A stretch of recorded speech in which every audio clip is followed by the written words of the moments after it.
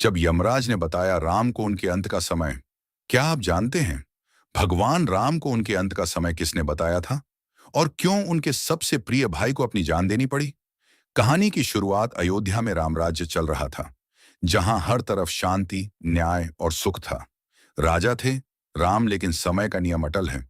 जो धरती पर आया है उसे एक दिन लौटना ही होता है, और इसी नियम के स्वामी हैं यमराज। गुप्त संदेश। एक दिन यमराज साधु का रूप लेकर अयोध्या आए।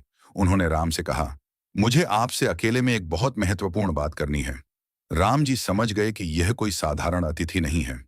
एक कड़ी शर्त यमराज बोले, हमारी बातचीत के दौरान अगर कोई भी अंदर आया तो उसे मृत्यु दंड मिलेगा।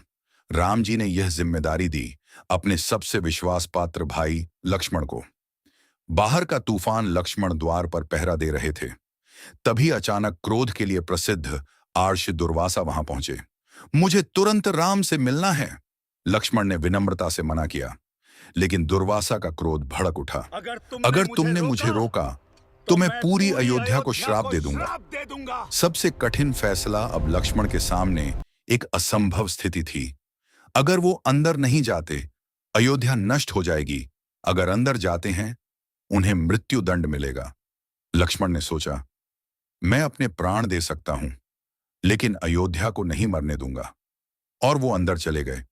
धर्म की सबसे बड़ी परीक्षा। जैसे ही लक्ष्मण अंदर आए, राम जी सब समझ गए। यमराज ने कहा, अब आपको अपना वचन निभाना होगा। राम जी के लिए यह क्षण सबसे दर्दनाक था। लक्ष्मण का बलिदान। राम जी ने भारी मन से लक्ष्मण का त्याग किया। लक्ष्मण सरयू नदी के किनारे गए और जल समाधि लेकर इस संसार को छोड़ दिया। राम का अंतिम सत्य। इसके बाद यमराज ने राम से कहा, हे प्रभु, अब आपका धरती पर समय पूरा हो चुका है।